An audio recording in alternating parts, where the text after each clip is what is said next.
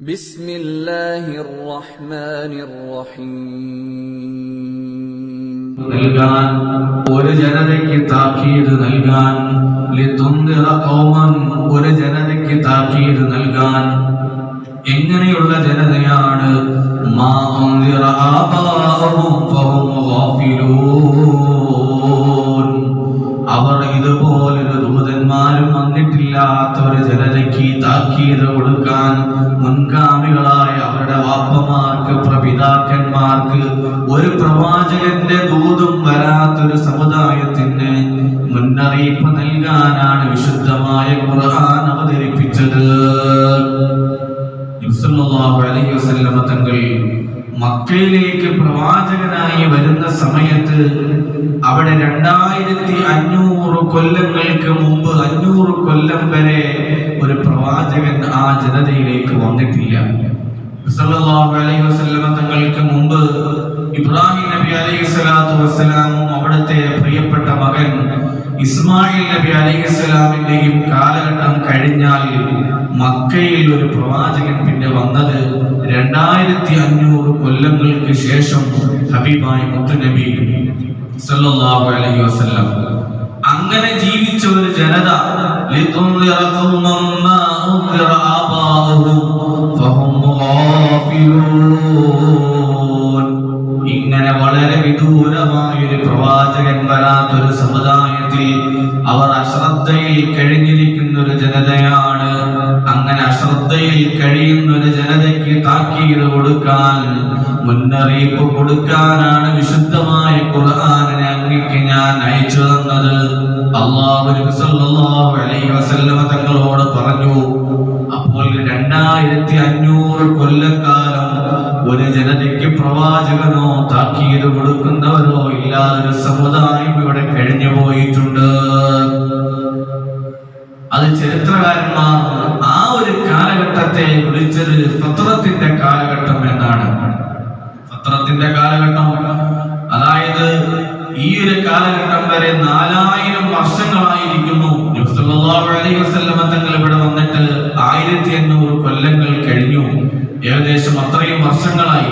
ആ കാലഘട്ടത്തിൽ കൂടി നോക്കുമ്പോൾ ഇപ്പോൾ 4000 കൊല്ലമായിട്ടുണ്ട് ഇസ്മായിൽ നബി അലൈഹി സ്വലാത്തു വസ്സലാമിന്റെ കാലഘട്ടം. അപ്പോൾ അങ്ങനെയുള്ള ഒരു ജനതയ്ക്ക് മാർഗദർശനം നൽകാനാണ് അങ്ങേ ഞാൻ ദൂതനായി അയച്ചത് എന്ന് അല്ലാഹു വിശുദ്ധമായ ഖുർആനിൽ യാസീനിൽ പറയുകയാണ്. എന്ത് ചെയ്യണമെന്ന് അറിയാതെ അമ്പരന്ന് നിൽക്കുന്ന ഒരു ജനതയാണ് നബി സല്ലല്ലാഹു അലൈഹി വസല്ലം തങ്ങൾക്ക് മുമ്പുണ്ടായിരുന്ന ഇസ്മായിൽ നബി അലൈഹി സ്വലാത്തു വസ്സലാമിന്റെ ജനതയ്ക്ക് ശേഷമുള്ള ഒരു ജനത. എന്ത് ചെയ്യണമെന്ന് അവർക്ക് അറിയില്ല. എങ്ങനെ ഇസ്ലാം മതം സ്വീകരിക്കണമെന്ന്, എങ്ങനെ നിസ്കരിക്കണമെന്ന്, അള്ളാഹു ആരാണെന്ന് അറിയാതെ ജീവിച്ചൊരു സമുദായം. മോശമായ ഒരു അന്തരീക്ഷത്തിലേക്കായിരുന്നു നബി സല്ലല്ലാഹു അലൈഹി വസല്ലം തങ്ങൾ പ്രബോധന ദൗത്യവുമായി കടന്നു വന്നത്. അതുകൊണ്ട് തന്നെ ഒരുപാട് അക്രമങ്ങളും ഒരുപാട് പീഡനങ്ങളും ഹബീബായ മുത്തുനബി സല്ലല്ലാഹു അലൈഹി വസല്ലം തങ്ങൾ അനുഭവിച്ചിട്ടുണ്ട്. അപ്പോൾ അല്ലാഹു നബി സല്ലല്ലാഹു അലൈഹി വസല്ലം തങ്ങളോട് പറയുന്നു, അല്ലയോ നബിയേ, ലഖദ് ഹഖൽ ഖൗലു അലാ അക്സരിഹിം ഫഹും ലാ യുമിനൂൻ.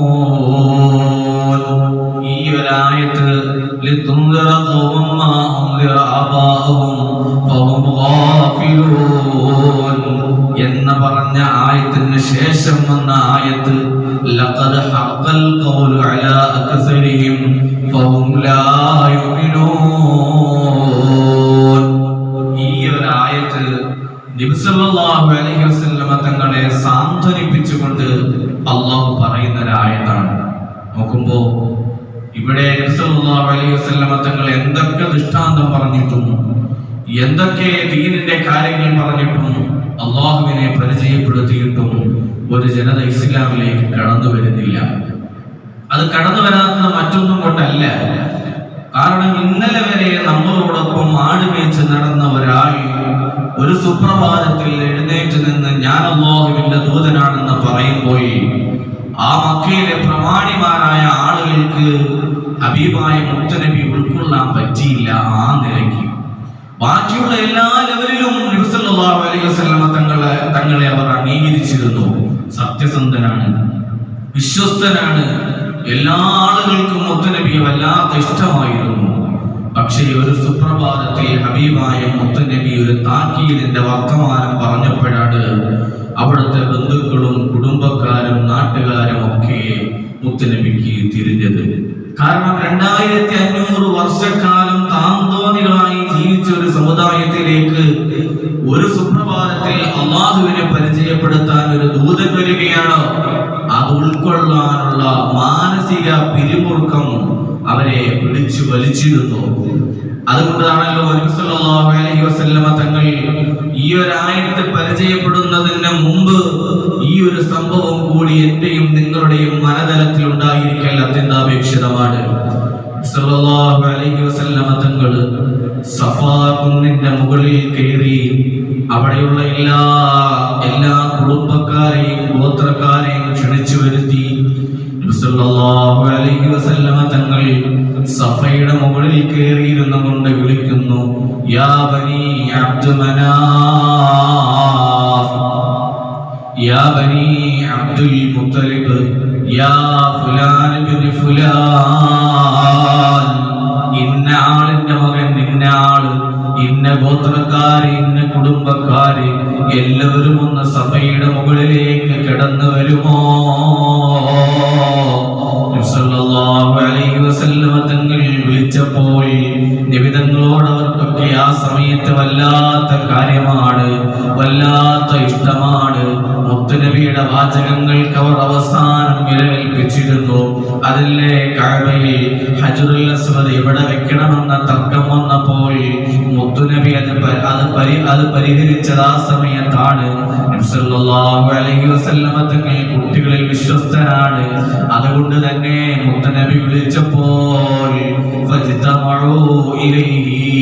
ഈ പറയപ്പെട്ട കുടുംബങ്ങൾ മുഴുവനും നബിതങ്ങളിലേക്ക് ഒരുമിച്ച് കൂടി. ഫഖാല, എന്നിട്ട് നബിതങ്ങൾ ചോദിക്കുകയാണ്, അറഅയ്തകും ലൗ അഖ്ബർതുകും, നിങ്ങളുടെ അഭിപ്രായം എന്താണ്? നിങ്ങളോട് ഞാൻ ഒരു കാര്യം ചോദിക്കുമ്പോൾ നിങ്ങളുടെ അഭിപ്രായം എന്താണ്?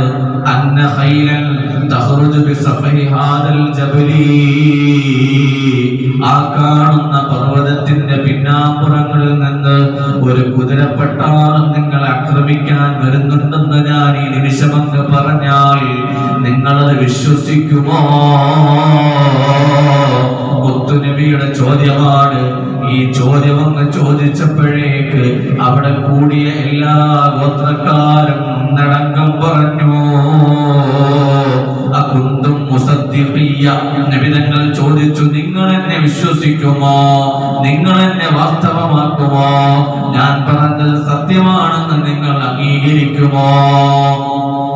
നബി തങ്ങൾ അവിടെ കൂടിയിരുന്ന ആളുകളോട് ചോദിക്കുകയാണ്, നിങ്ങൾ എന്നെ സത്യമാക്കുമോ? ഞാൻ ആ കാര്യം പറഞ്ഞാൽ, ഞാൻ ഇങ്ങനെ ഒരു സമൂഹം നിങ്ങളെ ആക്രമിക്കാൻ വരുന്നുണ്ട് എന്ന വാർത്ത നിങ്ങളുടെ മുന്നിൽ ഒരു മുന്നറിയിപ്പുമില്ലാതെ ഈ സമയത്ത് പറയുകയാണ് എങ്കിൽ ഞാൻ പറഞ്ഞത് നിങ്ങൾ വിശ്വസിക്കുമോ? സല്ലല്ലാഹു അലൈഹി വസല്ലം തങ്ങൾ ഇവരുടെ എല്ലാം മെന്റാലിറ്റി മനസ്സിലാക്കാൻ വേണ്ടി ചോദിച്ചു. അപ്പോൾ അവിടെ കൂടി ആളുകൾ ഒന്നടങ്കം പറയാണ്, ഒരാളും എതിരില്ലാതെ. അവർ മുഴുവനും പറഞ്ഞു, മാ ജറബ്നാ അലൈക കദിബാ, ഞങ്ങൾ ഒരിക്കലും മുഹമ്മദേ സല്ലല്ലാഹു അലൈഹി വസല്ലം നിന്റെ നാവിൽ നിന്ന് കള്ളം വരുന്നത് ഞങ്ങൾക്ക് ജീവിതത്തിൽ ഇതുവരെ അനുഭവപ്പെട്ടിട്ടില്ല. അതുകൊണ്ട് നീ അങ്ങനെ പറഞ്ഞാൽ അത് മറ്റൊന്നും നോക്കാതെ ഞങ്ങൾ അത് വിശ്വസിക്കുമെന്ന് അവിടെ കൂടി ആളുകൾ ഒന്നടങ്കം പറഞ്ഞു. അവിടെ ബനൂ ഹാശിമും ബനൂ മുത്തലിബും അടങ്ങി തുടങ്ങി മക്കയിലെ ഏറ്റവും പ്രമുഖരായ ഗോത്രക്കാർ മുഴുവനുമുണ്ട്. അവരോടാണ് നബി സല്ലല്ലാഹു അലൈഹി വസല്ലമ തങ്ങളുടെ ഹിക്മത്തിന്റെ പാതയിലൂടെ റബ്ബിനെ കുറിച്ചുള്ള ബോധം കൊടുക്കാൻ വേണ്ടി ചോദിക്കുമ്പോൾ അവരൊക്കെ പറഞ്ഞു, നീ പറഞ്ഞു കഴിഞ്ഞാൽ ഞങ്ങൾക്കത് അംഗീകാരമാണ്. കാരണം ഈ നിമിഷം വരെ നിന്റെ നാവിലൂടെ ഒരു കള്ളം വരുന്നത് ഞങ്ങൾക്ക് അനുഭവപ്പെട്ടിട്ടില്ല. സല്ലല്ലാഹു അലൈഹി വസല്ലമ തങ്ങളോട് പറഞ്ഞു, മാ ജറബ്നാ അലൈക കദിബാ. അപ്പോഴാണ് നബി സല്ലല്ലാഹു അലൈഹി വസല്ലമ തങ്ങൾ കാര്യത്തിലേക്ക് വന്നത്, മാറ്ററിലേക്ക് വന്നത്. അപ്പോഴാണ് നബിതങ്ങൾ പറഞ്ഞു ഫഇന്നീ നദീറുൽ ലക്കും ബൈന യദൈ അദാബിൻ ശദീദ് 2500 വർഷക്കാലം നിങ്ങൾ ബോധമില്ലാതെ ഈ ലോകത്ത് ജീവിച്ചു. നിങ്ങൾ മദ്യത്തിനും മദിരാശിക്കും അടിമപ്പെട്ട് മണ്ണിനും പെണ്ണിനും പൊന്നിനും വേണ്ടി ലോകത്ത് ജീവിച്ചു. നിങ്ങൾക്കൊരു താക്കീതുകാരനായാണ് ഞാൻ ഇവിടെ വന്നിരിക്കുന്നത്. പ്രപഞ്ചാധികാരിയായ അല്ലാഹുവിന്റെ ദൂതനായി നിങ്ങൾ നിർവഹിക്കുന്ന പ്രവർത്തനങ്ങൾക്ക് ശിക്ഷയുടെ താക്കീതുകാരനായി നന്മ ഉപദേശിക്കാൻ റബ്ബിന്റെ ദൂതനായി ഞാൻ കടന്നു വന്നവനാ എന്നിറങ്ങു പറഞ്ഞപ്പോഴേക്ക് ആദ്യം മുത്തുനബിയുടെ മുഖത്തേക്ക് നീണ്ട കൈ അവിടുത്തെ ഇളാപ്പയായ അബൂലഹബിന്റെ കൈയാണ്. അവിടുന്ന് പറഞ്ഞു തബ്ബൻ ലക അമാ ജമഅതനാ ഇല്ലാ ലിഹാദാ. മുഹമ്മദേ നിനക്ക് നാശമാണ്. ഇത് പറയാനാണോ ഞങ്ങളെ ഈ രാത്രി സമയത്ത് ഈ മലയുടെ മുകളിലേക്ക് വലിച്ചു കൊണ്ടുവന്നത്? ആദ്യം ഉയർന്ന കൈ അബൂലഹബിന്റെ കൈയാണ്. അല്ലാഹു റബ്ബുൽ ഇസ്സത്തിന്റെ ഹബീബായ മുത്തുനബി വിഷമിക്കുന്നത് ഇഷ്ടമല്ല. അതുകൊണ്ട് തന്നെയാണ് ആ സൂറത്ത് ഇറങ്ങിയത്. തബ്ബത് യദാ അബീ ലഹബിൻ വതബ്ബ് എന്ന സൂറത്തിന് ആ സൂറത്ത് ഇറങ്ങാനുള്ള പശ്ചാത്തലം അതാണ്. അല്ലാഹു തിരിച്ചാക്ഷേപിച്ചു അബൂലഹബിനെ, ഉടനടി ആക്ഷേപിച്ചു അബൂലഹബിനെ. റസൂലുള്ളാഹി അലൈഹി വസല്ലമ തങ്ങൾ ആദ്യം മുത്തുനബിയുടെ മുഖത്തേക്ക് തൗഹീദ് പ്രഖ്യാപിച്ചപ്പോൾ ആദ്യം ഉയർന്ന കൈ അബൂലഹബായ അവിടുത്തെ ഇളാപ്പയുടെ കൈയായിരുന്നു. അപ്പോൾ ഇത്രയും സംഭവങ്ങൾ ഇനി പറയാൻ പോകുന്ന ആയത്ത് പരാമർശിക്കുമ്പോൾ നമ്മുടെ മനതലങ്ങളിൽ ഉണ്ടാകണം. എന്നിട്ട് നബി സല്ലല്ലാഹു അലൈഹി വസല്ലമ തങ്ങളോട് വിശുദ്ധമായ ഖുർആൻ പറയുന്നു, നിങ്ങൾക്ക് മുൻഗാമികളായ ആളുകൾക്ക് ഒരു താക്കീതുകാരൻ വരാത്തൊരു ജനതയ്ക്ക് ഒരു താക്കീതുകാരനായാണ് അങ്ങ് വന്നത് എന്ന് പരാമർശം കഴിഞ്ഞതിന് ശേഷം മുന്നേയുള്ള ആയത്തുമായൊരു ബന്ധവുമില്ല എന്ന് തോന്നുമെങ്കിലും അതിന്റെ ബന്ധം അല്ലാഹു പറയുന്നു, ലഖദ് ഹഖൽ ഖൗലു അലാ അക്സരിഹിം ഫഹും ലാ യുമിനൂൻ. ഹബീബായ മുത്തുനബി എല്ലാ പ്രബോധന മേഖലകളും പരീക്ഷിച്ചു. അവിടുന്ന് ആ ജനതയെ മുഴുവനും പ്രബോധനം നടത്തി അല്ലാഹുവിനെ പരിചയപ്പെടുത്തി കൊടുത്തു.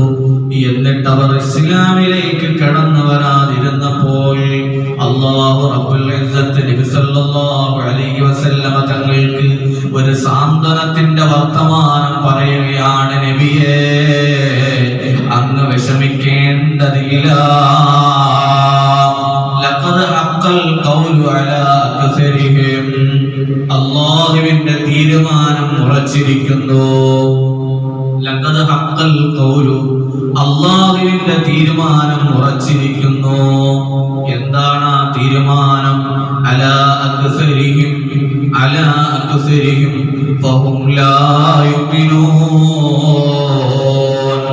മക്കയിലെ ജനതയിൽ നിന്ന് ഭൂരിഭാഗം ആളുകളും ഇസ്ലാം മതം സ്വീകരിക്കില്ല, അവർ വിശ്വസിക്കില്ല.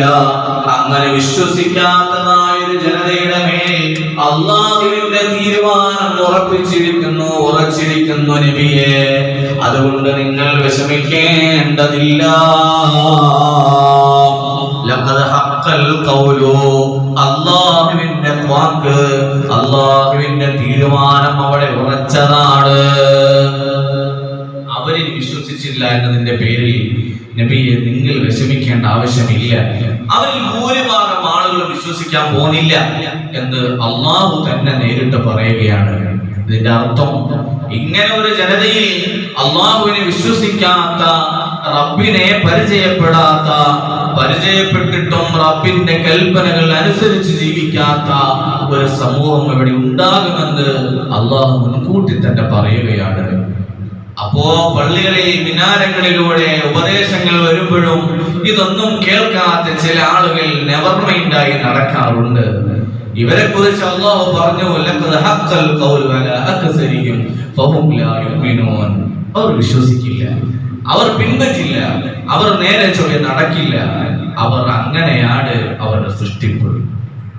നബി സല്ലല്ലാഹു അലൈഹി വസല്ലം തങ്ങൾക്ക് ആ ജനത വിശ്വസിക്കാത്തതിന്റെ പേരിൽ മുത്തുനബിക്ക് വല്ലാത്ത വേദന തോന്നി. ആ വേദന തോന്നിയപ്പോഴാണ് അടുത്ത ആയത്ത് ഇറങ്ങിയത്, ലഖദ് ഹഖ്ഖൽ ഖൗലു അലാ അക്സരിഹിം ഫഹും ലാ യുമിനൂൻ. അവർ വിശ്വസിക്കാൻ പോകുന്നില്ല നബിയേ, അതുകൊണ്ട് നബിയേ അങ്ങ് പ്രബോധനം നടത്തിയിട്ട് അവർ വിശ്വസിച്ചില്ലെങ്കിലും അങ്ങ് വേദനിക്കാൻ പാടില്ല, അങ്ങ് വിഷമിക്കാൻ പാടില്ല, അങ്ങ് ദുഃഖപ്പെടാൻ പാടില്ല. അള്ളാഹു സാന്ത്വനിപ്പിക്കുകയാണ്. വിശ്വസിക്കാത്തൊരു സമൂഹം ഉണ്ടാകുമെന്നും അവർക്ക് കഠിനമായ ശിക്ഷയുണ്ട് എന്നുമാണ് ആ ആയത്തിന്റെ താല്പര്യവും ആ ആയത്തിന്റെ മുൻവിധിയും. എന്നിട്ട് അടുത്ത ആയത്ത് പരാമർശിക്കുന്നു. ഓരോ ആയത്തും ആ ആയത്തിലെ ഓരോ പദങ്ങളും ദിവസങ്ങളോളം ചർച്ച ചെയ്താലും തീരാത്തതാണ്. ഇന്നലെ തുടങ്ങിയപ്പോൾ കേവലം 2 പദങ്ങളെ പരാമർശിച്ചപ്പോ ഒരുപാട് സമയം കടന്നുപോയി. എന്തുകൊണ്ടാണ് ആ നിലയിൽ ഒരു ചർച്ചയിലേക്ക് പോകാത്തത്? അങ്ങനെ പോയി കഴിഞ്ഞാൽ ഒരു പക്ഷേ സൂറത്ത് യാസീൻ ഈ റമദാനിൽ തീർക്കാൻ പറ്റൂല. അതുകൊണ്ട് തന്നെ ഓരോ ആയത്തും അതിന്റെ ആശയങ്ങൾ അതിന്റെ ഉപരിതല സ്പർശിയായി മാത്രം പരാമർശിച്ചുകൊണ്ട് നമുക്ക് പോകാം. ഓതുന്ന സമയത്ത് അതിന്റെ അർത്ഥം അറിഞ്ഞൊന്ന് ഓതാൻ വേണ്ടിയിട്ടുള്ള ഒരു പ്രതീക്ഷയ്ക്ക് വേണ്ടി മാത്രമാണത്. അപ്പോൾ അല്ലാഹു അടുത്ത ആയത്തിൽ പറയുന്നു, ഇന്നാ ജഅൽനാ ഫീ അഅനാഖിഹിം അഗ്ലാനൻ ഫഹിയ ഇലൽ അദ്ഖാനി ഫഹും മുഖ്മഹൂൻ. എന്താണ് വിശ്വസിക്കില്ല? അവർ വിശ്വസിക്കില്ല നബിയെ. എന്തുകൊണ്ടാണ് അവർ വിശ്വസിക്കാത്തത്? ഇന്നാ ജഅൽനാ ഫീ അഅനാഖിഹിം അഗ്ലാനൻ ഫഹിയ ഇലൽ അദ്ഖാനി ഫഹും മുഖ്മഹൂൻ. അവർ എന്തുകൊണ്ടാണ് നബിയെ വിശ്വസിക്കാത്തതെന്നറിയുമോ? അവരുടെ കൈകൾ കൂട്ടിക്കെട്ടി കുടുക്ക് ചങ്ങലകൾ ഇട്ടിട്ട് താടിയിലേക്ക് ചേർത്ത് വെച്ച് കെട്ടിയിരിക്കുകയാണ്. അല്ലാഹു അതൊരു പ്രയോഗം പറഞ്ഞതാണ്. എന്തുകൊണ്ടാണ് അവർ വിശ്വസിക്കാത്തത്? ഇങ്ങനെ നമ്മുടെ 2 കൈയും കൂട്ടിക്കെട്ടി താടിയിലേക്ക് ചേർത്ത് വെച്ച് കെട്ടിക്കഴിഞ്ഞാൽ മുന്നോട്ട് അനങ്ങാൻ പറ്റൂല, സൈഡിലോട്ട് അനങ്ങാൻ പറ്റൂല, എങ്ങോട്ടും അനങ്ങാൻ പറ്റൂല. ഒരൊറ്റ നിർത്താണ്. അപ്പൊ സൈഡിൽ നടക്കുന്ന കാര്യം കേൾക്കാൻ പറ്റൂല, മുന്നിൽ നടക്കുന്ന കാര്യം കേൾക്കാൻ പറ്റൂല, ഒന്നും അയാൾക്ക് കേൾക്കാൻ പറ്റില്ല. അയാൾ മുന്നിൽ ഇങ്ങനെ ഒരൊറ്റ ആകാശത്തോട് ഇങ്ങനെ നോക്കിയിരിക്കും. ഭൂമിയിൽ നടക്കുന്ന ഒരു വിഷയവും ഇവർക്ക് അറിയാൻ പറ്റൂല. ആ കോലത്തിൽ ഇവർ ആയിപ്പോയി എന്ന് അള്ളാഹു ഒരു ഉദാഹരണത്തിലൂടെ പ്രഖ്യാപിക്കുകയാണ്. ഇന്നാ ജഅൽനാ ഫീ അഅനാഖിഹിം അഗ്ലാലൻ ഫഹിയ ഇലൽ അദ്ഖാനി ഫഹും മുഖ്മഹൂൻ. അവർ 2 കൈയും കൂട്ടിക്കെട്ടി കഴുത്തിലേക്ക് കൈവച്ചിട്ട് കുടുക്കുചങ്ങല കൊണ്ട് കെട്ടിയിടപ്പെട്ടിരിക്കുകയാണ് അവർ. അതുകൊണ്ട് അവർ സദാസമയം മേലോട്ടായിരിക്കും നോക്കിയിരിക്കുന്നത്. അവർക്ക് ഈ ഭൂമി ലോകത്ത് നടക്കുന്ന കാര്യങ്ങൾ അവർക്ക് അറിയാൻ പറ്റുന്നില്ല. ഒരു പ്രവാചകൻ വന്ന് പരിശുദ്ധമായ ദീനിനെയും അല്ലാഹുവിന്റെ ഏകത്വത്തെയും പരിചയപ്പെടുത്തുമ്പോൾ അത് കേൾക്കാനും കാണാനുമുള്ള കണ്ണും കാതും അവർക്കില്ല. അവരിൽ ഒരു വിഭാഗം ആളുകളുടെ അവസ്ഥയാണിത്.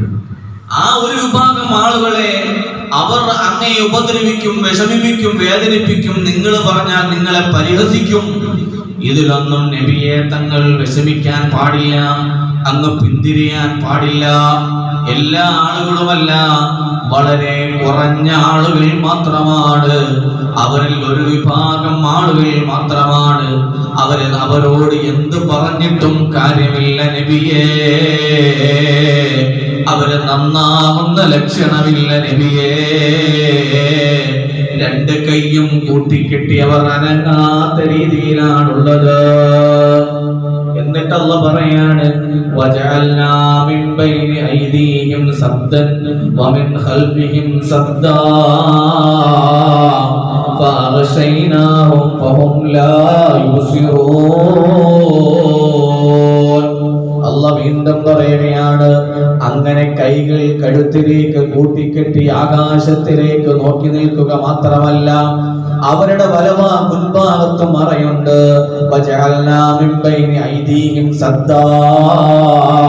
അവരുടെ മുൻഭാഗത്തൊരു മറയുണ്ട്.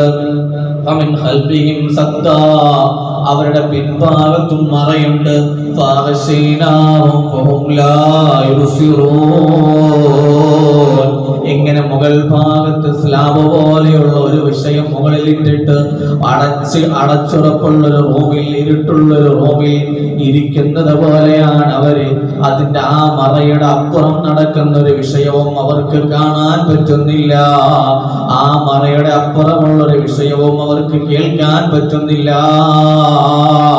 അങ്ങനെയുള്ളൊരു സമുദായത്തിനോട് നന്മയുടെ വർത്തമാനങ്ങൾ പറഞ്ഞിട്ട് അവര് നന്നാകുന്ന ലക്ഷണമില്ല നബിയേ.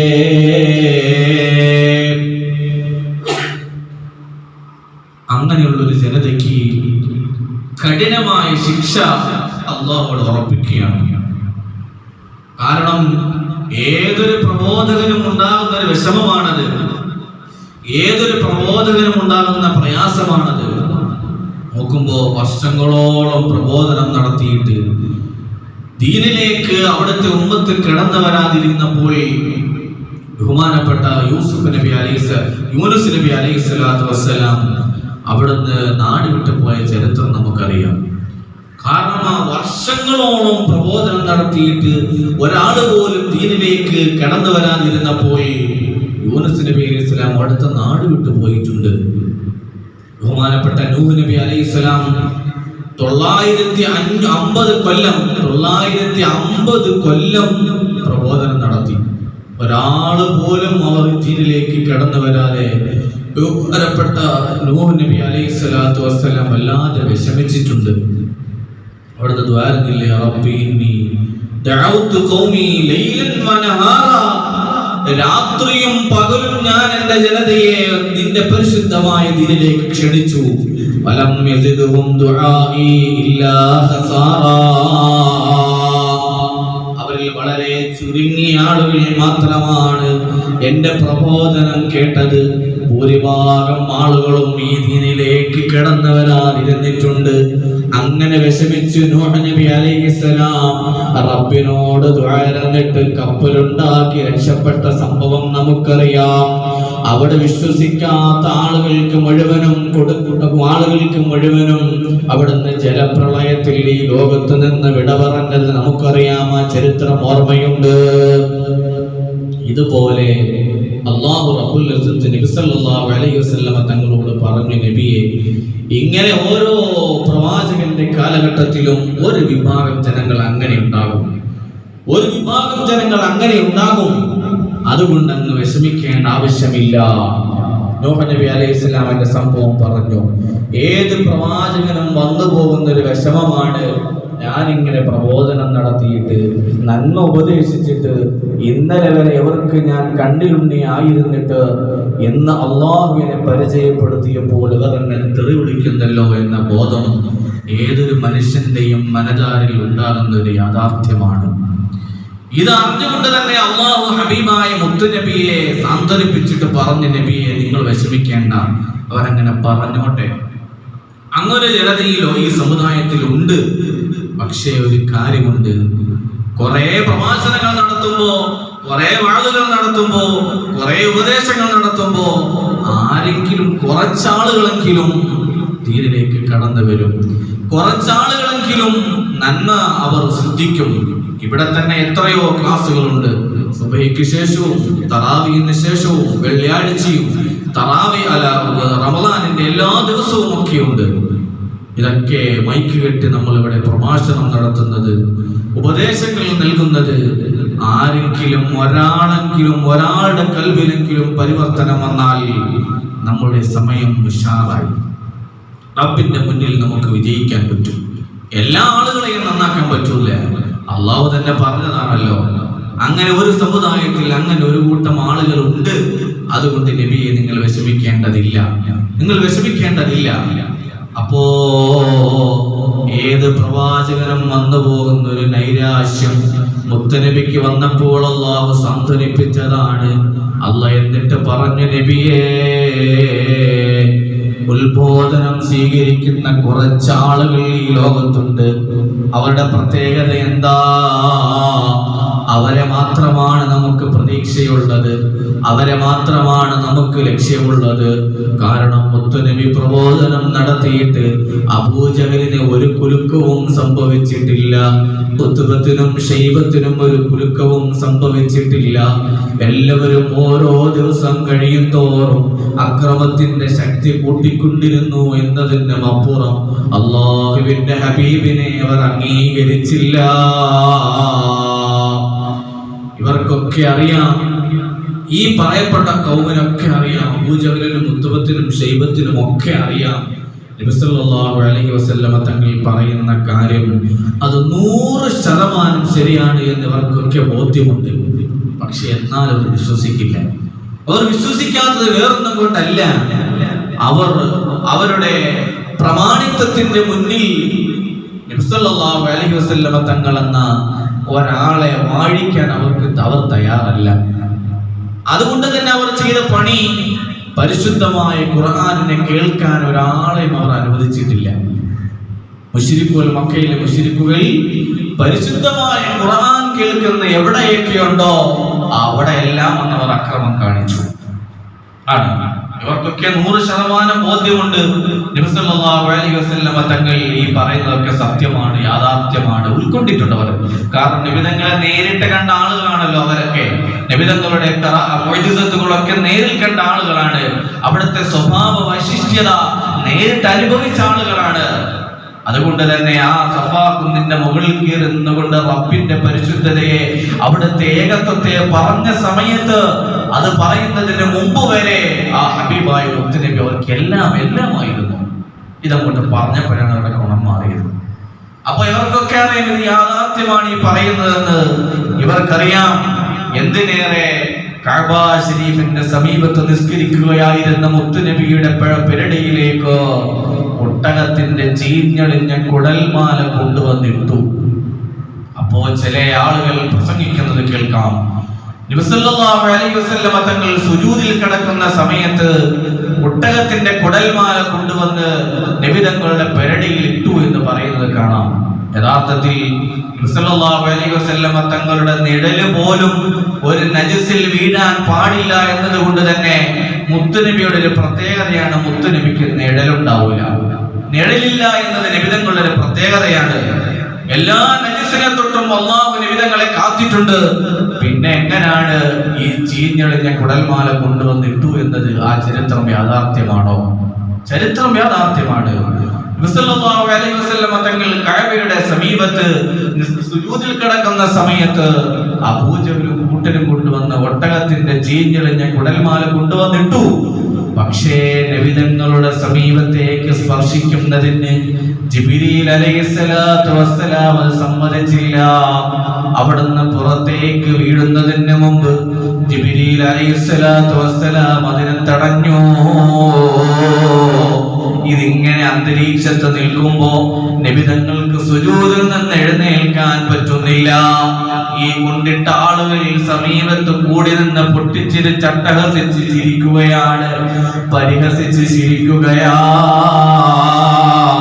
നബിതങ്ങളുടെ അവസ്ഥ കണ്ട് എവിടെ നിന്നോ പുന്നാര മകള് ഫാത്തിമ റളിയല്ലാഹു അൻഹ ഓടി വന്ന്, ഇവരെന്ത് പണിയാണ് എന്റെ ഉപ്പാനോട് കാണിക്കുന്നതെന്ന് വിഷമിച്ച് വേദനിച്ച് കരഞ്ഞുകൊണ്ട് ആ കുടൽമാല എടുത്ത് മാറ്റിയ സംഭവങ്ങൾ നമുക്ക് ഓർമ്മയുണ്ട്. അങ്ങനെ നബി സല്ലല്ലാഹു അലൈഹി വസല്ലമ തങ്ങളെ എവിടെയെല്ലാം ഉപദ്രവിക്കാൻ പറ്റുമോ അവിടെയെല്ലാം ഇവർ ഉപദ്രവിച്ചു കൊണ്ടിരുന്നു. അപ്പോൾ ഹിദായത്തിന്റെ വെളിച്ചം കിട്ടാതെ, ഈ പറയപ്പെട്ട കൗമ മുഴുവനും ഹിദായത്തിന്റെ വെളിച്ചം കിട്ടാതെ ഈ ലോകത്ത് നിന്ന് വിട പറഞ്ഞത് എങ്ങനെയാണ്? ബദറിന്റെ രണാങ്കണത്തിൽ സ്വഹാബത്തിന്റെ ഊരിപ്പിടിച്ച വാൾത്തലയുടെ മുന്നിൽ അവർ ആക്രമിക്കപ്പെട്ട് ഈ ലോകത്ത് നിന്ന് വിട്ടുകൊണ്ട് മരണപ്പെട്ടു. അതാണ് ലഖദ് ഹഖൽ ഖൗലു അലാ അക്സരിഹിം, അല്ലാഹുവിന്റെ നിശ്ചയം ഉറപ്പിച്ചിരിക്കുന്നു.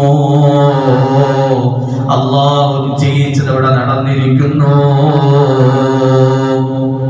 അത്രയും വർഷം, അത്രയും കാലം ഹബീബായ മുത്തുനബിയെ പ്രലോഭനത്തിലൂടെ, പ്രീണനത്തിലൂടെ ഇസ്ലാമിന്റെ പ്രബോധന ദൗത്യത്തിൽ നിന്ന് പിന്മാറാൻ വേണ്ടി അവർ കിണഞ്ഞ് പരിശ്രമിച്ചിട്ട് നടന്നില്ല. അതുകൊണ്ട് തന്നെ അവർ പറഞ്ഞു, വലത്തേക്ക് നിബിധങ്ങളോട് വന്ന് ഈ മക്കയിൽ ഏറ്റവും വലിയ കോടീശ്വരനാക്കാം, നിനക്ക് ഏത് രാജാധികാര പദവിയും ഞങ്ങൾ തരാം, ഈ പ്രബോധന ദൗത്യത്തിൽ നിന്ന് പിന്മാറണമെന്ന് പറഞ്ഞപ്പോൾ നബി സല്ലല്ലാഹു അലൈഹി വസല്ലം തങ്ങളുടെ മറുപടി, എന്റെ വലത്തെ കയ്യിൽ ചന്ദ്രനും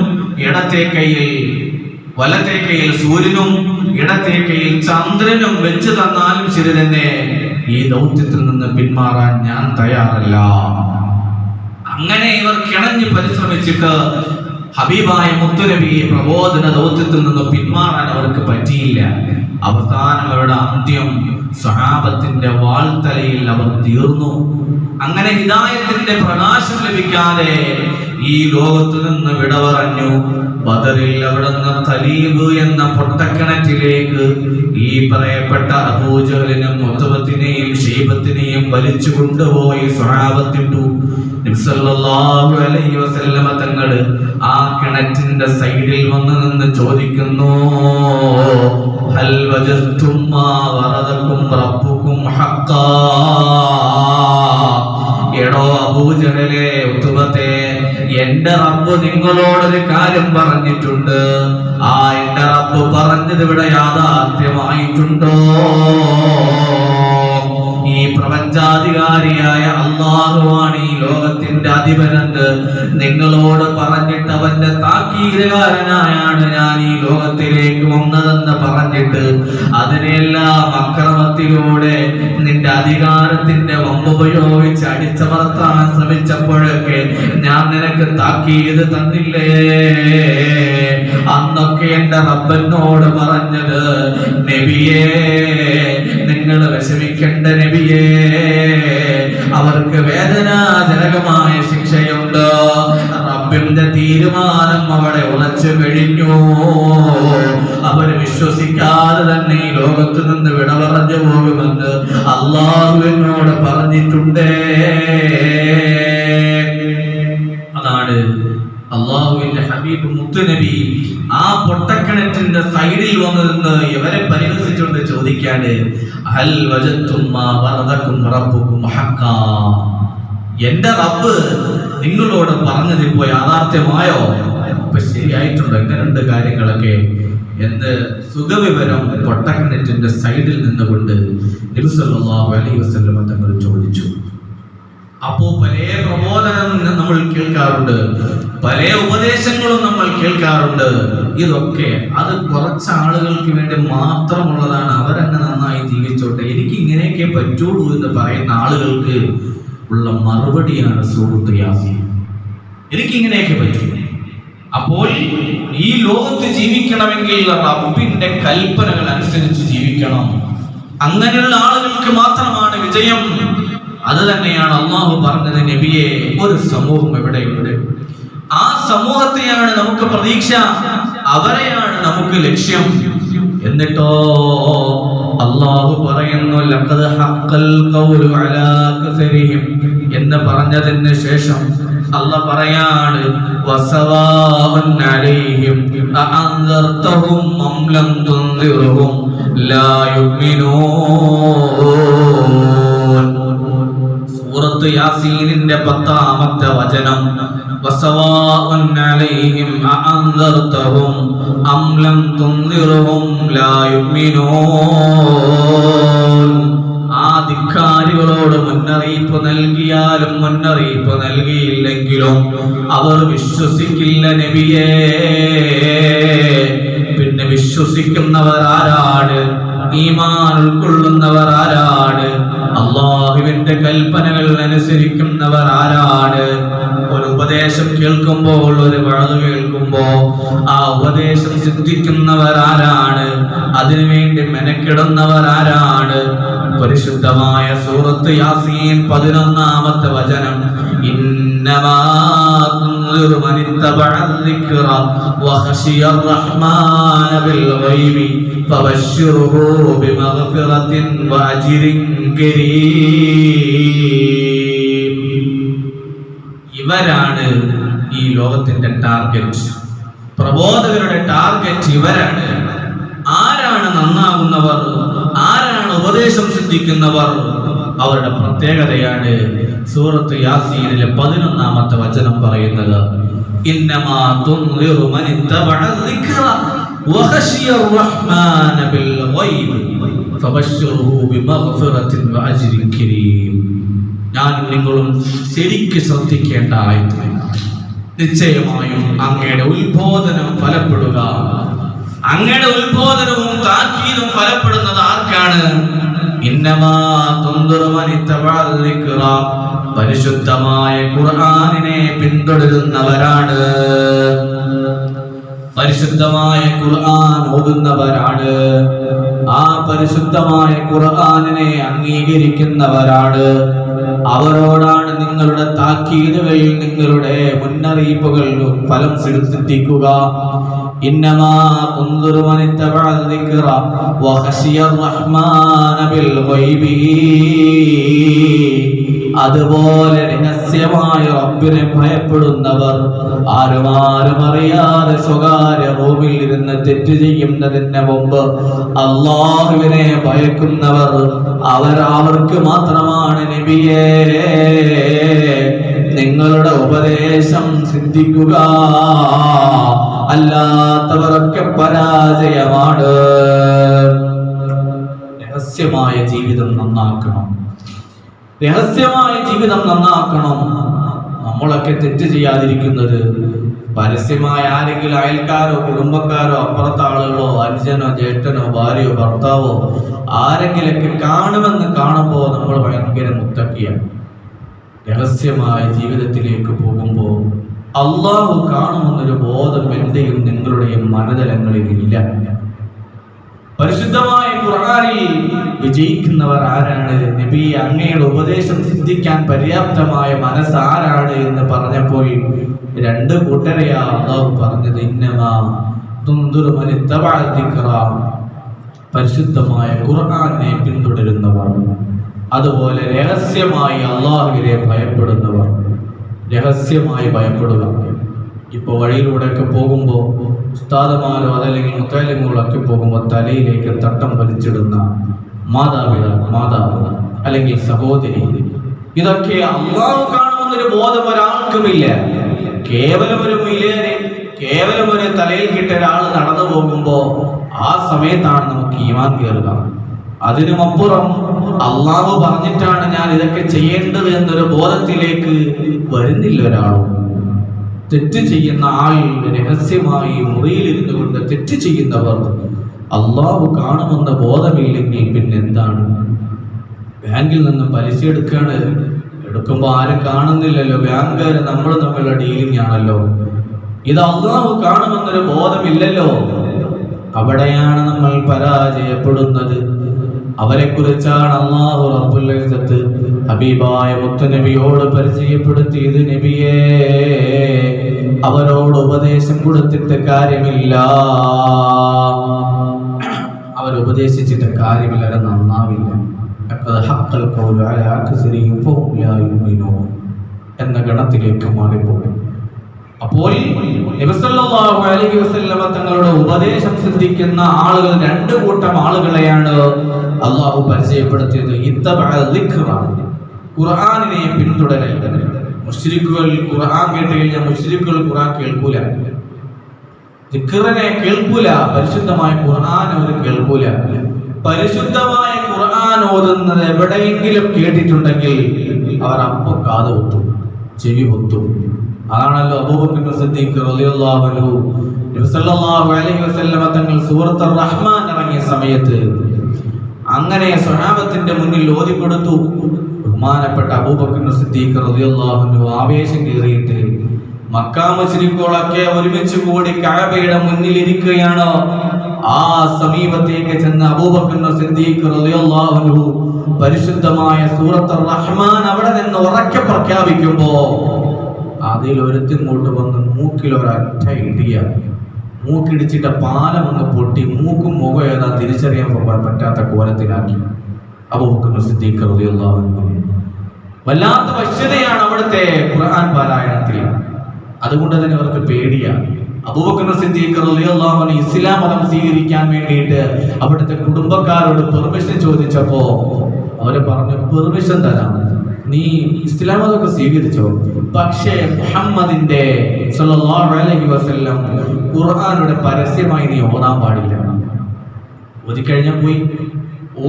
ഓതിക്കഴിഞ്ഞ് ഇവർ കേട്ടുപോയാൽ, ഇവരുടെ ശൃംഖിണികൾ ഇത് കേട്ടുപോയാൽ ഇവർ ഇസ്ലാം മതം സ്വീകരിക്കുമെന്ന് ഉറപ്പാണ്.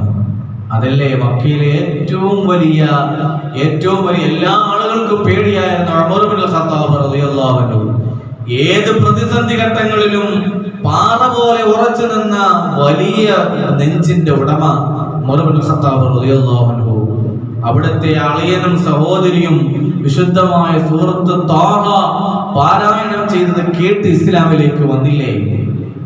ഈ അളിയനും സഹോദരിയും ഇസ്ലാമിലേക്ക് പോയി അവരെ ആക്രമിക്കാൻ വേണ്ടി, അവരെ ശരിപ്പെടുത്താൻ വേണ്ടിയിട്ട് വീട്ടിലേക്ക് പോയതാ ഉമർ ഇബ്നുൽ ഖത്താബ് റളിയല്ലാഹു അൻഹു. പോകുന്ന വഴിയിൽ പരിശുദ്ധമായ ഖുർആനിന്റെ വാചകങ്ങൾ അങ്ങ് കേട്ടുപോയി. സൂറത്ത് ത്വാഹയുടെ വാചകങ്ങൾ കേട്ടപ്പോൾ ഉമർ ഇബ്നുൽ ഖത്താബ് റളിയല്ലാഹു അൻഹുവിന്റെ മനസ്സലിയാൻ തുടങ്ങി, മനസ്സ് വെമ്പൽ കൊള്ളാൻ തുടങ്ങി. സംഗീതത്തിന്റെ വല്ലാത്ത വശ്യതയാണല്ലോ. ഒരു പാട്ട് കേൾക്കുമ്പോ എന്റെയും നിങ്ങളുടെയും മനസ്സ് വല്ലാത്ത കുളിരണിയാറുണ്ടല്ലോ. എല്ലാ സംഗീതത്തിനേക്കാളും വശ്യതയാണ് പരിശുദ്ധമായ ഖുർആനിന്റെ വശ്യത. അത് ഓതേണ്ട രീതിയിലാണ് ഓതേണ്ടത്. ഓതേണ്ട നല്ല ശൈലിയിലാണ് പരിശുദ്ധ ഖുർആൻ പാരായണം ചെയ്യേണ്ടത്. അങ്ങനെ പാരായണം ചെയ്ത വിശുദ്ധമായ ഖുർആനിന്റെ വശ്യമായ അടരുകൾ ബഹുമാനപ്പെട്ട ഉമർ ഇബ്നുൽ ഖത്താബ് റളിയല്ലാഹു അൻഹുവിന്റെ കാതുകളിൽ മുഴങ്ങിയപ്പോൾ മനസ്സ് മന്ത്രിച്ചു, ഇതിലെന്തോ ഒരു വശ്യതയുണ്ട്. അതുകൊണ്ട് ഉമർ ഇബ്നുൽ ഖത്താബ് തങ്ങൾ ആ ലോകത്ത് വെച്ച് അവിടെ വെച്ച് ഇസ്ലാം മതം സ്വീകരിക്കുന്നു. ഇതാരാണ് പറഞ്ഞത്? ഇതെനിക്ക് പഠിക്കണം. അകത്തേക്ക് കയറിയിട്ട് സഹോദരിയോട് പറഞ്ഞു, അതൊന്നും എന്റെ കയ്യിലേക്ക് തരുമോ? കാരണം പരിശുദ്ധമായ ഖുർആനിന്റെ ഓരോ വാചകങ്ങൾക്കും അറബി ഗ്രാമർ അറിയുന്ന ആളുകൾക്ക് അത്ഭുതമാണ് അതിന്റെ ഓരോ വാചകങ്ങളോ. ഇവിടെ ഓരോ വാചകങ്ങളും വ്യാഖ്യാനിക്കാൻ നിന്നാൽ ദിവസങ്ങളോളം ആഴ്ചകളോളം പരാമർശിക്കാനുള്ള വകകളുണ്ട്. അതിലേക്ക് കിടക്കാതെ റമളാനിൽ സൂറത്ത് യാസീനിന്റെ ബറക്കത്തെടുക്കണമെന്ന ഉദ്ദേശം മാത്രമാണുള്ളത്. അതുകൊണ്ട് തന്നെ അറബികളുടെ കാതുകളിലേക്ക് വിശുദ്ധമായ ഖുർആനിന്റെ വാചകങ്ങൾ എത്തിയാൽ അവർ ഇസ്ലാം മതം സ്വീകരിക്കുമെന്ന് മക്ക മുശ്രിക്കുകൾക്ക് ഉറപ്പാണ്. അതുകൊണ്ട് തന്നെ എവിടെ പരിശുദ്ധമായ ഖുർആനിന്റെ ഓത്തുണ്ടോ അവിടെയെല്ലാം അവർ ചെന്ന് സമരം ചെയ്തു, അവിടെയെല്ലാം ചെന്നവർ തടഞ്ഞോ. കേൾക്കാതിരിക്കാൻ കാതുകളിൽ പഞ്ഞി വെച്ച് വെളിയിലേക്ക് ഇറങ്ങി. അങ്ങനെയായിരുന്നു ഒരു സമൂഹം ഉണ്ടായിരുന്നത്. അപ്പോൾ നബിതങ്ങളോട് പറയണേ, നബിതങ്ങളെ, നിങ്ങൾ ഒരു സമുദായത്തെ നേർമാർഗത്തിലേക്ക് നയിക്കാൻ ഉദ്ദേശിക്കുന്നെങ്കിൽ, അവർ നന്നാകണമെങ്കിൽ നന്നാകുന്ന രണ്ടു കൂട്ടം ആളുകളാണ്. ഒന്ന്, ഖുർആനിനെ പിൻപറ്റണം, ഖുർആനിനെ കേൾക്കാൻ അവരൊന്ന് തയ്യാറാകണം. എന്താണ് അതിൽ പറഞ്ഞിരിക്കുന്നത് എന്ന് മനസ്സിലാക്കാനുള്ള ഒരു ബോധത്തിലേക്ക് അവർ താഴ്ന്നിറങ്ങണം. അവർ നിങ്ങൾക്ക് നന്നാക്കാൻ പറ്റും. രണ്ടാമത് പറഞ്ഞത് അല്ലാഹു എല്ലാവരുടെയും അസാന്നിധ്യത്തിൽ രഹസ്യമായിരിക്കുമ്പോൾ റബ്ബിനെ ഓർത്ത് ഭയപ്പെടുന്നവരാണ്. അതുകൊണ്ടാണ് പരിശുദ്ധമായ നോമ്പിന്റെ മറ്റ് ആരാധനകളെക്കാൾ മഹത്വമുള്ളത്. അല്ലാഹു റബ്ബുൽ ഇസ്സത്ത് ഖുദ്സിയായ ഹദീസിലൂടെ പറഞ്ഞില്ലേ, അസ്സൗമു ലീ അന അജ്സി ബിഹി, നോമ്പ് എനിക്കുള്ളതാണ്, അതിന് പ്രതിഫലം നൽകുന്നവനും ഞാനാണ്. അപ്പോൾ ഒരാൾക്കൊരു തോന്നൽ വന്നേക്കാം, മറ്റുള്ള ആരാധനകൾക്ക് ആർക്കാണ് വേണ്ടി നിർവഹിക്കുന്നത്? നിസ്കാരം ആർക്കാണ് നിർവഹിക്കുന്നത്? ഖുർആൻ പാരായണം ആർക്കാണ് നിർവഹിക്കുന്നത്? സക്കാത്ത് ആർക്ക് വേണ്ടിയാണ് നമ്മൾ ചെയ്യുന്നത്? ഹജ്ജിന്റെ അനുഷ്ഠാനങ്ങൾ ആർക്ക് വേണ്ടിയാണ് നാം നിർവഹിക്കുന്നത്? എല്ലാം അല്ലാഹുവിന് തന്നെയാണ്. പക്ഷേ മറ്റൊരു ആരാധനകളെയും അല്ലാഹു ഇങ്ങനെ പറഞ്ഞിട്ടില്ല. അസ്സൗമുലീ, നോമ്പ് എനിക്കുള്ളതാണെന്ന് പരാമർശിച്ചതുപോലെ നിസ്കാരം എനിക്കുള്ളതാണെന്ന് റബ്ബ് പറഞ്ഞിട്ടില്ല. ഖുർആൻ എനിക്കുള്ളതാണെന്ന് പ്രത്യേകം എടുത്ത് പറഞ്ഞിട്ടില്ല. പക്ഷേ പരിശുദ്ധമായ നോമ്പ് അതിലൊരു രഹസ്യ സ്വഭാവമുണ്ട്. ഇപ്പൊ മനുഷ്യരാരും കാണാത്തൊരു രഹസ്യമായ സ്വഭാവം അതിനുണ്ട്. എന്താണ് ആ രഹസ്യ സ്വഭാവം? ഞാനും നിങ്ങളും നമ്മളുടെ സ്വകാര്യ റൂമിലായിരിക്കുമ്പോ ആരും കാണാതെ ഭക്ഷണം കഴിക്കാൻ നമുക്ക് അവസരമുണ്ട്. നമ്മുടെ അടുക്കളയിൽ ഭക്ഷണം പാചകം ചെയ്യപ്പെട്ടിട്ടുണ്ട്. നമ്മുടെ ഭാര്യമാര് ഭർത്താക്കന്മാര് നമ്മളുടെ അടുത്ത് തന്നെയുണ്ട്. അങ്ങനെ നോമ്പ് മുറിക്കാനുള്ള സകല സൗകര്യങ്ങളും ഒരുങ്ങുമ്പോഴും അതെല്ലാം മാറ്റിവെച്ച് നാം നോമ്പനുഷ്ഠിക്കുന്നത് റബ്ബ് കാണുമല്ലോ എന്ന വിചാരമാ. അതിനാണ് നോമ്പിന് എത്രത്തോളം മഹത്വം വരാനുള്ള കാരണം. പക്ഷേ നിസ്കരിക്കാൻ നിൽക്കുമ്പോ നമുക്കൊരു റിയാ വന്നേക്കാം. പള്ളിയിലേക്ക് നടന്നു പോകുമ്പോൾ ഞാൻ വലിയ നിസ്കാരക്കാരനാണെന്ന് ചിലപ്പോൾ ആരെങ്കിലും കാണട്ടെ എന്ന് വിചാരിച്ച് നടന്നു വരുന്നവർ, അല്ലെങ്കിൽ ഉമ്മമാരാണെങ്കിൽ നിസ്കരിക്കാൻ വേണ്ടിയിട്ട് ഇട്ട കുപ്പായമായിട്ട് വെളിയിൽ ഇങ്ങനെ കറങ്ങി നടക്കും. എന്തേ ഞാൻ നിസ്കരിച്ചു എന്ന് അറിയാൻ വേണ്ടിയിട്ട്. അതിലൊക്കെ ഒരു റിയാ വരാൻ സാധ്യതയുണ്ട്. ഹജ്ജിന് പോകുന്ന ആളുകൾ, അതെ ഞാൻ നാളെ ഹജ്ജിന് പോവാണ്, എല്ലാരും വീട്ടിലേക്ക് വരണം കേട്ടോ എന്ന് പറഞ്ഞ് തിരിച്ചു വന്നു. ഹജ്ജിന് പോയിട്ട് തിരിച്ചു വന്നു കഴിഞ്ഞാലും ഒരു തസ്ബി കയ്യിലിരുന്ന് എവിടുന്നാ ചിലപ്പോ തസ്ബി ഞാൻ ഹജ്ജിന് പോയിട്ട് വായിച്ചോണ്ടോന്നേ എന്നിങ്ങനെ അറിയാതെ ഇങ്ങനെ പറഞ്ഞു പോകും. എല്ലാ ആരാധനകളിലും ഇങ്ങനെ ഒരു റിയാ കടന്നു വരാൻ സാധ്യതയുണ്ട്. പക്ഷേ നോമ്പിൽ അങ്ങനെ ഒന്നും പറ്റില്ല. നോമ്പ് രഹസ്യമായ ആരാധനയാണ്. എല്ലാ സൗകര്യങ്ങളും ഉണ്ടായിട്ടും ആ നോമ്പ് മുറിക്കാനുള്ള എല്ലാ സാഹചര്യങ്ങളും ഒത്തിട്ടും നാം നോമ്പ് മുറിക്കാതെ പിടിച്ചു നിൽക്കുന്നുണ്ട്. നോമ്പ് മുറിച്ചപ്പോ ആരെങ്കിലും നമ്മളെ പിടിച്ചടിക്കോ? നമ്മുടെ സ്വന്തം അടുക്കളയിൽ പാചകം ചെയ്തു വെച്ചിരിക്കുന്ന ഭക്ഷണം എടുത്ത് ആരും അറിയാതെ രഹസ്യമായി കഴിച്ചു, അല്ലെങ്കിൽ പരസ്യമായി കഴിച്ചു എന്നിരിക്കട്ടെ, നമ്മളാരെങ്കിലും അടിക്കോ? ഇല്ല, അടിക്കൂല. ഒരാളും നമ്മളൊന്നും ചെയ്യൂല. പക്ഷേ അങ്ങനെയൊക്കെ സാഹചര്യം ഉണ്ടായിട്ടും നമ്മൾ അള്ളാഹുവിനെ ഭയന്നിട്ട് നോമ്പ് പിടിക്കുന്നില്ലേ? അതുകൊണ്ടാണ് അള്ളാഹ് പറഞ്ഞത് അസ്സൗമുലി അന അജ്സി ബി, നോമ്പ് എനിക്കുള്ളതാണ്, അതിന് പ്രതിഫലം നൽകുന്നവൻ ഞാനാണ് എന്ന് അള്ളാഹു പറയാനുള്ള കാരണം 10 മക്കളുണ്ട്. ഈ 10 മക്കളിൽ ഏറ്റവും ഇളയനോട് വല്ലാത്ത സ്നേഹമായിരിക്കും വാപ്പാക്കും ഉമ്മാക്കും. അപ്പൊ അവര് കുടുംബക്കാരും ബന്ധുക്കളും ഒക്കെ വരുമ്പോ പറയും, ആ ഇളയന്മാരുണ്ടല്ലോ ഓൻ എന്റെ മോനാ, ബാക്കിയുള്ളവര് വേറെ അയൽക്കാരനെന്ന് പറയോ? അല്ലല്ലോ. അതെങ്ങനെയപ്പോ അങ്ങനെ പറഞ്ഞേ? അത് മോനോട് മറ്റുള്ള ആളുകളെക്കാൾ കുറച്ചധികം സ്നേഹമുണ്ട്. അത് തന്നെയാണ് അള്ളാഹുവിന് മറ്റുള്ള ആരാധനകളെക്കാൾ നോമ്പിനോട് വല്ലാത്ത സ്നേഹമാണ്. നോമ്പ് പിടിക്കുന്ന ആളുകളോട് മറ്റാരാധനകൾക്കൊന്നുമില്ലാത്ത പ്രത്യേകതകൾ നോമ്പുകാർക്കുണ്ട്. അവന്റെ നോമ്പ് പിടിക്കുന്നവന്റെ വായിന്റെ ദുർഗന്ധം റബ്ബിന്റെ മുന്നിൽ കസ്തൂരിയേക്കാൾ പരിമളമുള്ളതായിരിക്കും. അത്രത്തോളം മാത്രമാണ്. അതുകൊണ്ട് എന്റെ പ്രിയപ്പെട്ട ഉമ്മമാരെ, ഏകാന്തതയിൽ റബ്ബിനെ ഭയക്കണം. അല്ലാഹു കാണുന്നുണ്ടെന്ന ബോധം നമുക്ക് വേണം. അങ്ങനെ ഒരു ചിന്തയുള്ള ആളുകൾക്ക് മാത്രമാണ് വിജയമുള്ളത്. അങ്ങനെയുള്ള ആളുകൾക്കാണ് ഉപദേശം സിദ്ധിക്കപ്പെടുക. റബ്ബിനെ ഓർത്ത് കരയുന്നൊരു കണ്ണ് നമുക്ക് വേണം.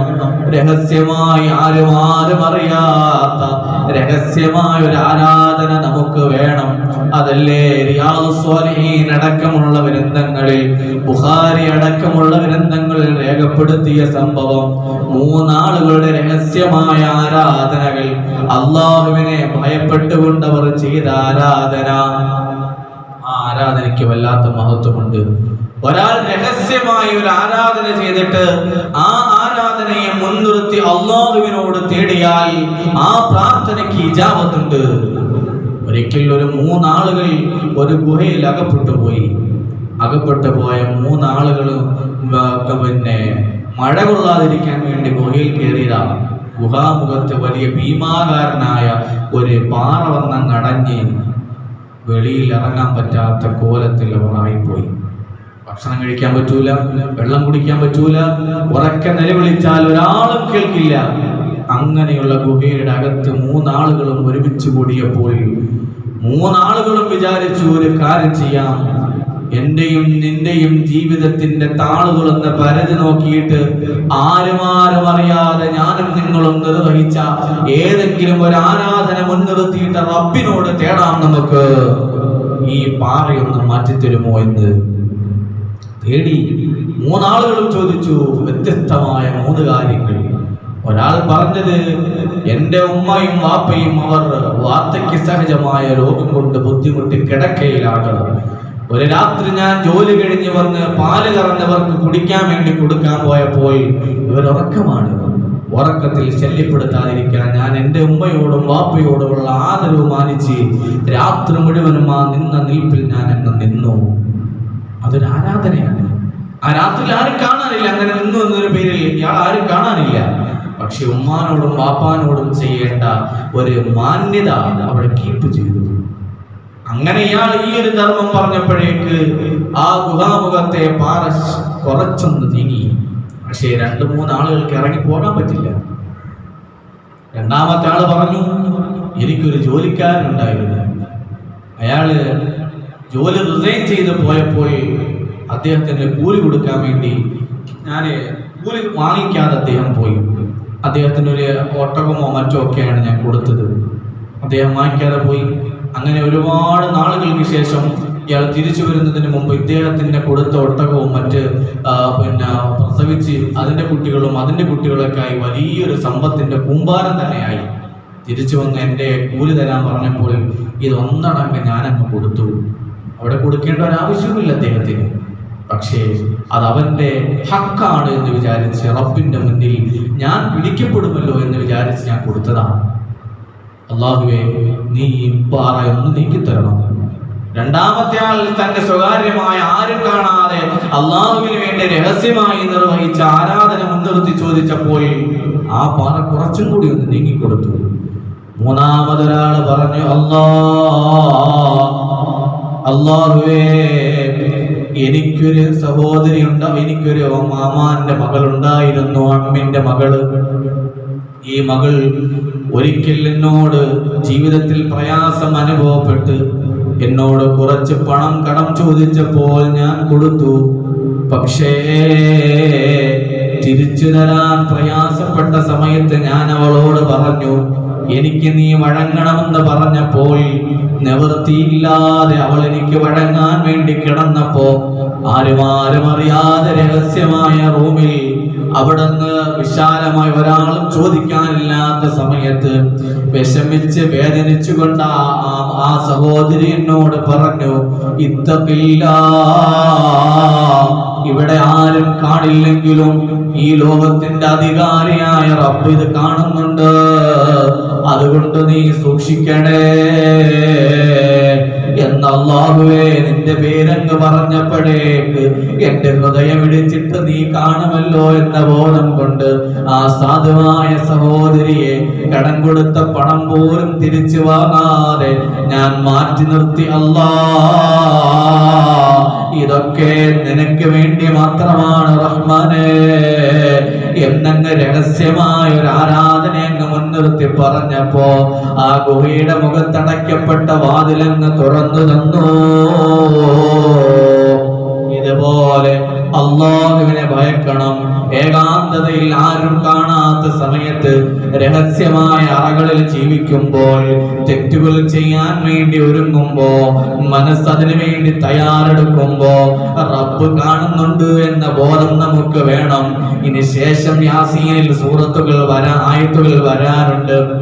അവിടെ എല്ലാം ആഖിറത്തിൽ ചെല്ലുമ്പോ അവയവങ്ങൾ സാക്ഷി നിൽക്കുന്നതിനെ കുറിച്ച് റബ്ബ് ഇതിനകത്ത് പരാമർശിക്കുന്നുണ്ട്.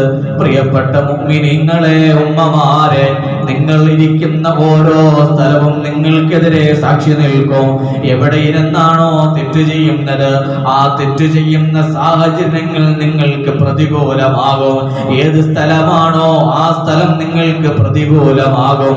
എല്ലാ പ്രപഞ്ചത്തിന്റെ ശക്തികളും പ്രപഞ്ചത്തിന്റെ ജാലങ്ങളും മുഴുവനും നിങ്ങൾക്കെതിരാകുന്ന ഒരു ദിവസം വരാനുണ്ട്. അല്ലാഹു കാണുന്നുണ്ട് എന്ന ബോധം എന്റെ പ്രിയപ്പെട്ട ഉമ്മമാരെ നമ്മുടെ മനസ്സിലുണ്ടാകണം. അതുകൊണ്ട് തെറ്റിൽ നിന്നും മാറി അള്ളാഹുവിനെ മനസ്സിലേക്ക് കൊണ്ടുവന്ന് ഈ ലോകത്ത് തഖ്വയോടെ ജീവിക്കണം.